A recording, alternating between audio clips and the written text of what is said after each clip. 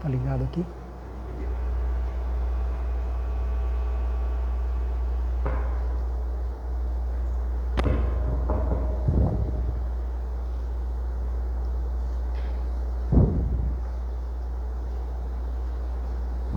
Boa noite a todos, sejam todos bem-vindos.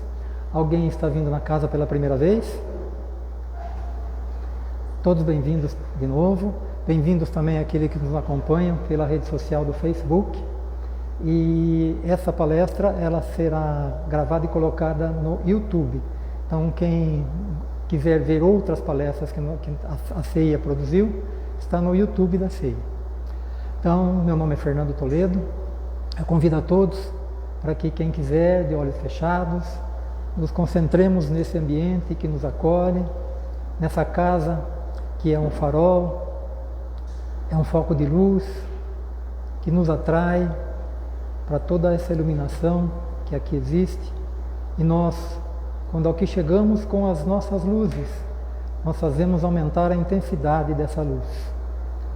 Então, sentindo a presença dos nossos anjos de guarda, nós pedimos a Jesus, o nosso Mestre amado, para que Ele nos intua, para que Ele ilumine todo esse ambiente. E como Ele sempre diz, quando 2 ou mais estiverem reunidos em Seu nome, ali Ele estará presente. Tendo a certeza da Sua presença, nós que aqui estamos, vamos agradecendo a todos os espíritos que nos envolvem, principalmente a Maria de Nazaré, a Mãe de Jesus. Ela que nos coloca em seu colo, nos acalenta, faz com que nós nos sintamos os seus filhos também. Maria querida, nós que aqui estamos em nome do seu Filho amado, agradecemos pela oportunidade de estarmos aqui reunidos em nome do seu Filho. Continua a nos envolver, continua a nos acalentar, continua a nos dizer palavras de carinho, palavras de conforto, e que nós, com os ensinamentos que Jesus nos deixou, podermos também acalentar o coração daqueles que nos procuram, estejamos onde estiver, mas que com a intuição nós possamos passar essas palavras em cima daquilo que nós já aprendemos, em cima daquilo em que, quando nós somos procurados por alguém, para que nós possamos passar uma mensagem. E com o coração repleto de alegria, nós vamos agora dizer aquela mensagem através do Pai Nosso, que Jesus introduziu no Sermão da Montanha, e que assim diz, para agradecermos ao Pai por tudo aquilo que nós somos, tudo aquilo que temos. E digamos então: Pai nosso que estais no céu, santificado seja o vosso nome, venha a nós o vosso reino, seja feita a vossa vontade, assim na terra como no céu. O pão nosso de cada dia nos dai hoje, perdoai as nossas dívidas, assim como nós perdoamos os nossos devedores. Não nos deixes cair em tentação, mas livra-nos de todo mal. Que assim seja. O tema da noite de hoje é a parábola dos talentos, que está no capítulo 16 do Evangelho segundo o Espiritismo, e o capítulo 16 é: não se pode servir a Deus e a Mamon. Deus é Deus, né? Mas Mamon é um termo a que se refere, tanto na Bíblia como nas outras obras, a riqueza material, a cobiça, a ganância. Então nós não podemos servir a 2 senhores ao mesmo tempo, ou o bem ou o mal. Nós, felizmente, nós escolhemos o caminho do bem. Abre a porta, Paulo. A porta.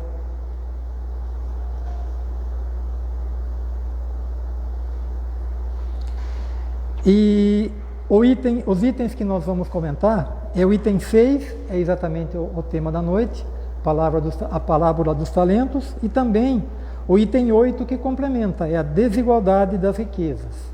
Então, quando Jesus falava por parábolas, a parábola era uma pequena narrativa para ilustrar melhor aquilo que ele queria transmitir para as pessoas que o acompanhavam, nas reuniões que ele fazia, nas montanhas, nas ruas, onde quer que ele estivesse, ele falava por parábola.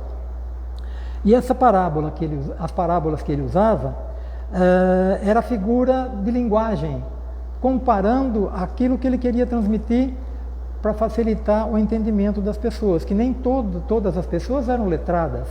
Tinha muita gente ali que não sabia escrever, não sabia ler, não tinha entendimento para tudo. Então ele usava como comparação a mensagem que ele queria passar, as parábolas. E essas parábolas também, ele colocava de acordo com o local em que ele estava.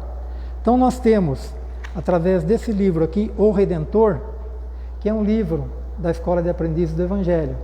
A Vânia já chegou a mostrar esse livro. Aqui tem, inclusive, a descrição das diversas parábolas que ele fez. A parábola de costumes sociais, o bom samaritano, a parábola dos talentos, que nós vamos falar hoje, as parábolas domésticas, a parábola do filho pródigo, a parábola da candeia, e depois as parábolas de vida rural. Ele usava a parábola do semeador, a parábola do joio e do trigo. Muitos de nós conhecem a maioria das palavras, mas ele sabia onde falar e com quem falar, através dessas ideias que ele queria passar. Então eram histórias simples que exemplificavam o dia a dia das pessoas. E também ele começou a falar por parábolas, porque os doutores da lei, os escribas, os fariseus, eles queriam pegar Jesus transmitindo alguma coisa que era contra a lei. Ele não falava contra a lei, simplesmente ele fazia cumprir a lei. É um pouquinho diferente da situação pelas quais nós estamos passando hoje. Então eles ficavam, não perseguindo, mas eles estavam sempre acompanhando Jesus para ver se ele falava alguma coisa que era em desacordo com a lei. Mas ele criava a parábola, então, ilustrando as situações pelas quais ele queria passar a mensagem. Então ele dá para cada um de nós uma missão e um talento, dos vários que a gente pode ter. A parábola dos talentos, que eu peguei para nossa mensagem da noite, está nesse livro aqui, Parábolas Ensinos de Jesus, de Caibar Schutel, aqui no Facebook. Depois nós passamos também no YouTube. E a parábola dos talentos é assim: por isso também é como um homem que, partindo para outro país, chamou os seus servos e lhes entregou os seus bens. A um deu 5 talentos, a outros 2 e a outro 1, a cada qual segundo a sua capacidade. E seguiu viagem. O que recebera 5 talentos foi imediatamente negociar com eles e ganhou outros 5. Do mesmo modo, o que recebera 2 ganhou outros 2. Mas o que tinha recebido um só foi-se e fez uma cova no chão e escondeu o dinheiro do seu senhor. Depois de muito tempo, voltou o senhor daqueles servos e ajuntou contas com eles.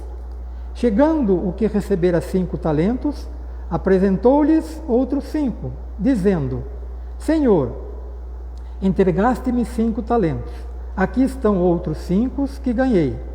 Disse-lhe o Senhor: muito bem, servo bom e fiel, já que foste fiel no pouco, confiar-te-ei o muito. Entra no gozo do teu Senhor. Chegou também o que recebera 2 talentos e disse: Senhor, entregaste-me 2 talentos, aqui estão outros 2 que ganhei. Disse-lhe o Senhor: muito bem, servo bom e fiel, já que foste fiel no pouco, confiar-te-ei o muito, entra no gozo do teu Senhor. E chegou por fim o que havia recebido um só talento, dizendo: Senhor, eu sei que és homem severo, que ceifas onde não semeaste e recolhes onde não joiraste. E atemorizado fui esconder o teu talento na terra, aqui tens o que é teu. Porém, o seu senhor respondeu: servo mau e preguiçoso, Sabias que eu ceifo onde semeei, e que recolho onde não joirei? Devias então ter entregado o meu dinheiro aos banqueiros, e vindo eu teria recebido o que é meu com juros. Tirarei, pois, o talento e darei ao que tem 10 talentos. Porque a todo o que tem, dar-se-lhe-á, e terás em abundância. Mas o que não tem, até o que tem, ser-lhe-á tirado. Ao servo inútil, lançai-o nas trevas exteriores, ali haverá choro e ranger de dentes. Aqui na parábola, nós temos algumas situações que às vezes parecem um tanto quanto injustas. Começa pela apresentação de que aquele que pouco tem vai tirar e aquele que mais tem lhe será dado. Mas nós vamos perceber no decorrer da apresentação que Deus é justo para com todos. Então, essa figura de linguagem que Jesus usa nessa parábola é para nós entendermos, primeiro, aquele que recebeu 5, aquele que recebeu 2, aquele que recebeu 1, Deus não deixa de passar nada para ninguém, Ele passa para todos. E nós vamos ter que saber fazer bom proveito daquilo que nós recebemos. Então, para que nós possamos entender o que era talento na época de Jesus, equivaleria a 50 quilos de metais. No caso, como é algo valioso, era ouro ou prata. Um talento valia 50 quilos de ouro ou de prata. Eu fiz as contas, e está também no livro, um talento equivaleria a 15 anos de salário. O custo do ouro hoje, eu fiz o levantamento, é R$ 563 o grama. Vezes 1.000 gramas, que é para dar 1 quilo, o ouro hoje custa R$ 563 mil o quilo. Multiplicado por 50 quilos, que é um talento, ele vai dar 28.150.000 o salário de um talento. Então, por isso que ele estende 15 anos, para que a pessoa que recebeu 5, nós estamos falando de 1, o servo recebeu 5 talentos. Veja o que Deus valorizou aquele servo que recebeu 5. E ao mesmo tempo, aquele que recebeu 1 está com 28.150.000 na mão. Mesmo assim, ele foi lá e enterrou.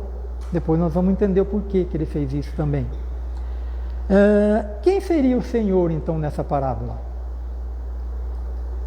O caso é Deus, que proporciona talentos a todos nós.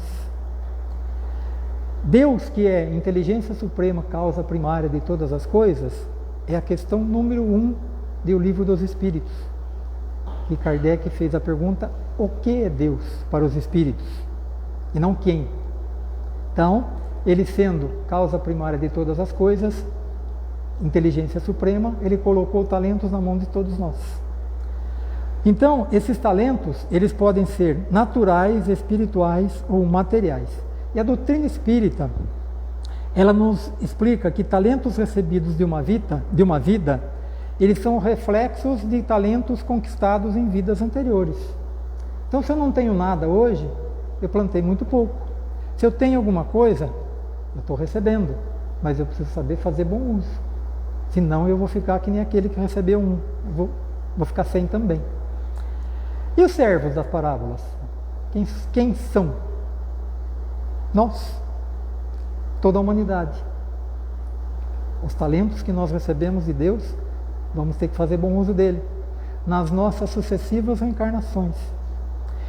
Podemos comparar também que quando nós reencarnamos, nós recebemos esses talentos. Quando nós voltarmos para a pátria espiritual, nós vamos ter que apresentar o resultado desses talentos que nós recebemos. Chegando lá na presença de São Pedro, lá, o que você fez com aquilo que você recebeu? Ah, eu não fiz nada. Já por choro e ranger de dentes, como diz o Evangelho.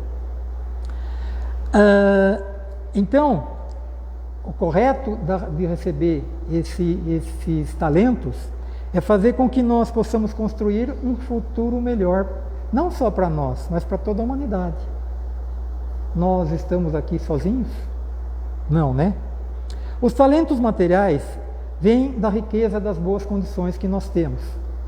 Independente se nós nascemos numa família abastada financeiramente, mas não é só isso. Mas como ele fala aqui dos talentos materiais, o que são talentos materiais? Nós nascemos com uma certa inteligência, um bom status social, uma boa saúde, um bom corpo físico, não deixa de ser talentos. E aqueles que possuem, então, recursos financeiros, eles podem multiplicar esses recursos financeiros com construção de escolas, de creches, não esperar o poder público fazer.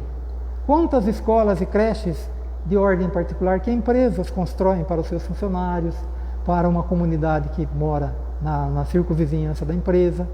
Ele está empregando o talento. Exemplos de talentos de pessoas que tiveram um talento de ordem material, mas nós vamos ver que não é só isso. Antônio Hermílio de Moraes, que já faleceu, muita gente já ouviu falar dele. Ele é do grupo Votorantim, que faz cimento. Existem outras atividades de outras empresas que ele tem. Mas ele administrava a Beneficência Portuguesa, administrou durante 15 anos, e assim mesmo ele punha dinheiro do bolso.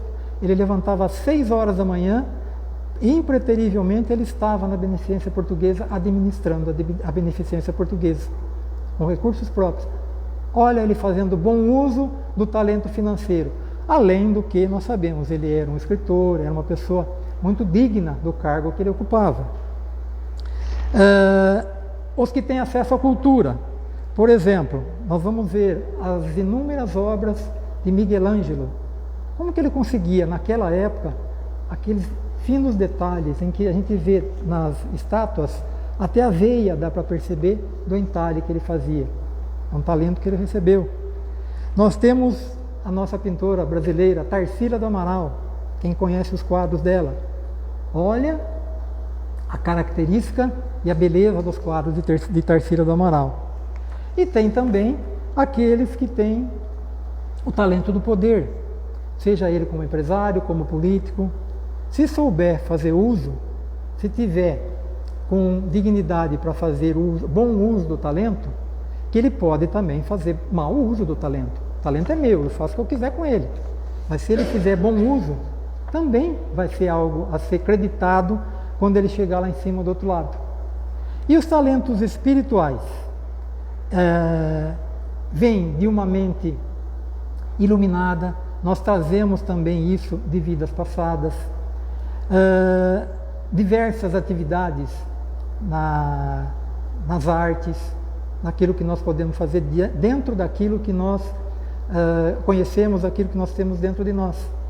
Fazer teatro, escrever livros, dentro daquilo que nós aprendemos e aquilo que nós temos dentro de nós.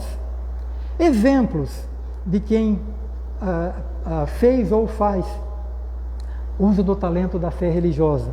Nós passamos aquele videozinho de Allan Kardec, que ontem foi aniversário de morte dele. Ele faleceu, desencarnou para nós, né? Em 31 de março de 1869.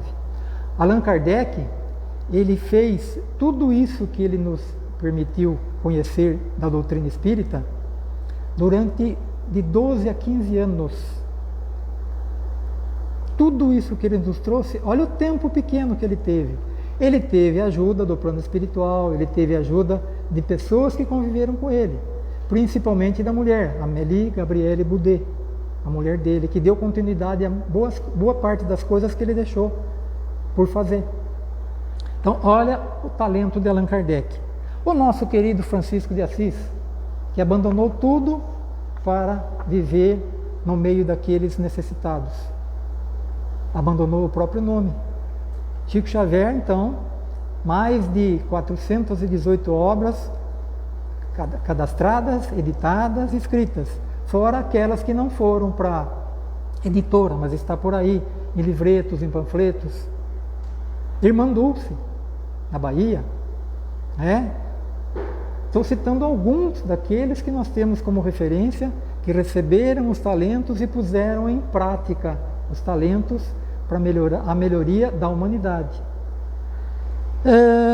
E a distribuição dos talentos, então, nós vamos ver aqui agora os servos que receberam esses talentos.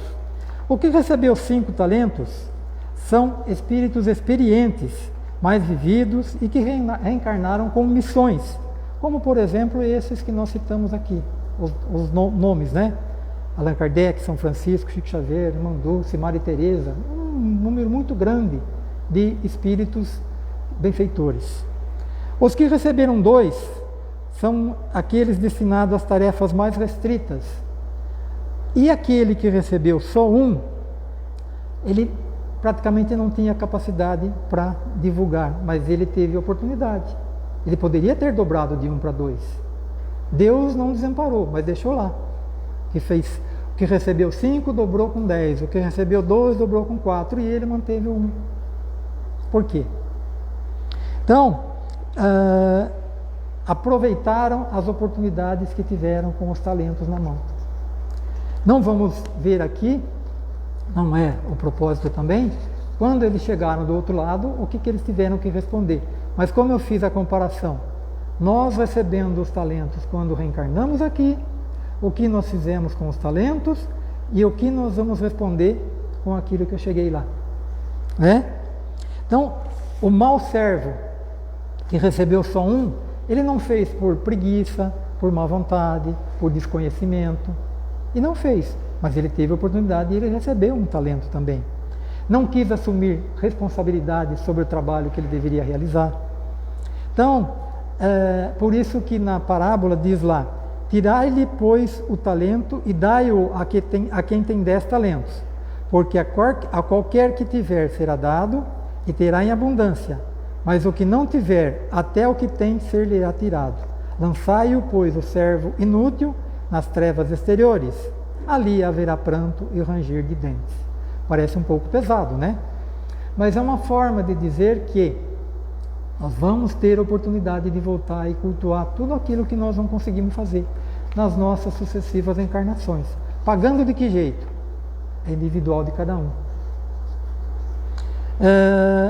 Agora também tem a justificativa de que aquele que não fez nada, existe uma passagem no Evangelho de Mateus, capítulo 7, versículo 6, que diz assim, não jogue pérola aos porcos. Significa não dar o que é valioso a quem não tem competência e não consegue fazer. E isso Jesus colocou no Sermão da Montanha. Então quem tem pouco, também tem competência para fazer alguma coisa, como nós dissemos aqui. Deus não dá qualidades àqueles que não têm competência, mas dá oportunidade. O mínimo que se pode fazer. Deus não desampara ninguém, mas vai de nós termos que fazer alguma coisa para podermos merecer essa nossa encarnação. Senão nós vamos ficar eternamente encarna, desencarna, encarna, desencarna. Não regride, mas também não progride. Enquanto os outros estão evoluindo, nós estamos aqui sentados esperando a banda passar. Então, como nós podemos multiplicar os talentos? A exemplo de multiplicação é usar o nosso tempo para colher os ensinamentos que nós temos através das obras, através do Evangelho, oferecer consolo para um amigo que está precisando, um ombro amigo. Pode até ser de forma material, a cesta básica, e através da cesta básica, ou qualquer tipo de doação. Alguém está precisando de uma geladeira, alguém está precisando de um carinho, de uma cesta básica, claro. Mas muitas das vezes nós vamos oferecer um ombro amigo. Aquela pessoa que recebeu alguma coisa que estava precisando, está precisando muito mais do que o bem material. E nós vamos lá, sentamos e ficamos escutando. No domingo nós tivemos reunião da Aliança Espírita Evangélica, uma assembleia, e uma das companheiras citou que veio um companheiro também que já fez escola de aprendizes, ele administra uma escola de aprendizes lá em Cuba, e ele veio para o Brasil fazer um curso, foi permitido. E ele está com câncer no intestino. E lá não tem bolsa de colostomia. O que ela fez? Pegou o endereço dele, e já se conheciam, porque o pessoal da Aliança já foi várias vezes para Cuba. Não conhecia. Conheceu, ele veio para cá, e todo mês ela envia para ele lá em Cuba um pacotinho com bolsas de colostomia. fazer o bem não tem onde, não tem a quem. Então veja, ela está colocando em prática o talento que ela recebeu. E dentro da nossa pequenez, aquilo que nós podemos fazer do nosso ponto de vista, às vezes é muito pequeno. Para nós, que muitas vezes nos enxergamos com bastante. Mas para aquele que recebe, é muito. Ele vai fazer bom uso daquilo, ele está precisando daquilo. E do item 8, do mesmo capítulo, desigualdade das riquezas. O item 8 diz a desigualdade das riquezas é um dos problemas que inutilmente se procurará resolver, desde que se considere apenas a vida atual. A primeira questão que se apresenta é esta: por que não são igualmente ricos todos os homens? Por que Deus não deu um número de talentos igual para todos? Então a resposta: por uma razão muito simples. Por não serem igualmente inteligentes, ativos e laboriosos para adquirir, nem sóbrios e previdentes para conservar. Então nós não temos, nós como humanidade, né? Ele diz aqui que não temos competência para receber um número grande, mas ao mesmo tempo, os talentos que nós recebemos, nós podemos fazer bom uso deles, por menor que ele seja. É a riqueza que faz a diferença. E se a riqueza fosse repartida igualmente por toda a humanidade, daria resultado? O que vocês acham? Todo mundo vai jogar tudo que tem numa caixinha ou numa caixona. Agora cada um vai dividir por número X lá de habitantes. Todo mundo vai pegar o equivalente a 8 bilhões de habitantes. 8 bilhões. Você vai pegar uma parte de 8 bilhões. O que vai acontecer? No momento seguinte vai estar tudo bagunçado. Porque cada um tem um entendimento, cada um tem uma inteligência, cada um tem uma sabedoria, cada um tem uma esperteza. Aí eu vou pegar 2, ninguém está vendo. Vai desigualar. Mas por que isso? Deus pune? Não. É para o progresso da humanidade. Cada um tem um pouco, por isso a divisão dos talentos de forma desigual. 5 para um, 2 para outro, 1 para outro. Para que um ajude o outro, aquele que tem mais, reparta com aquele que tem menos. Aquele que tem menos, que possa entender que ele pode pedir para o que tem mais, mas ele tem que fazer a parte dele com o que ele tem. Então, Deus concentra, se Deus concentrasse em certos pontos, não seria possível a distribuição igualitária para toda a humanidade. Como que eu ia fazer uma empresa produzir se ela tivesse um mínimo de coisas para produzir? Ela tem que ter mais coisas para produzir, para atender mais. Para produzir mais e atender mais pessoas. Mesmo assim, na linha de produção, muitos funcionários, aqueles que sabem mais, aqueles que sabem menos. Olha os talentos na mão do gerente, na mão do engenheiro, do técnico, do mecânico. Na agricultura, a mesma coisa, aquele que opera a máquina, que hoje as máquinas são via satélite, mas tem alguém que precisa operar. Mas tem aquele que vai lá e troca pneu da máquina. Todos não têm um talento, uma competência, uma inteligência para fazer as coisas. Então, aquilo que Deus permite que nós façamos é em função daquilo que nós recebemos e de acordo com a nossa competência para fazer. No Livro dos Espíritos, a questão 814, por que Deus concedeu as riquezas e o poder e a outros a miséria? A resposta: para provar a cada um de uma maneira diferente. Aliás, vós o sabeis, essas provas são escolhidas pelos próprios espíritos que muitas vezes sucumbem ao realizá-las. De novo, né? Os talentos que eu recebi não soube fazer uso. Joguei na gaveta lá, depois eu vejo. A questão 815. Qual dessas duas provas é a mais perigosa para o homem? A da pobreza ou da riqueza? O que vocês acham? Da riqueza ou da pobreza? Ambas, ela está dizendo aqui, ambas. De fato, tanto uma como a outra, a miséria provoca a lamentação contra a providência. e a riqueza leva todos aos excessos. Não que ambas também não possam ser bem vivenciadas, tanto com a riqueza quanto com a pobreza. Nós temos tantos exemplos de pessoas que financeiramente moram num lugar com bastante dificuldade e que vivem uma bela de uma vida, ajuda todo mundo da comunidade. E muitos que têm uma condição financeira bastante abastada, que não fala bom dia para o caixa do supermercado. Então, são talentos que nós recebemos e temos que fazer uso deles. Nós não vamos levar os talentos embora. Eles vão ficar aqui. E o São Pedro vai perguntar: o que fizeste com os talentos que eu te dei? O comentário de Kardec, então, com relação às questões que eu falei, a 814 e 815. A posição elevada no mundo é a autoridade sobre os semelhantes, são provas tão grandes e arriscadas quanto a miséria. Por quê? Quanto mais o homem for rico e poderoso, mais obrigações tem a cumprir. Maiores são os meios de que dispõe para fazer o bem e o mal. Deus experimenta o pobre pela resignação e o rico pelo uso que faz de seus bens e do seu poder. Então, com essa colocação dos dois textos, dos dois itens das parábolas, nós vamos fazer uma reflexão aqui. Quantos talentos nós recebemos?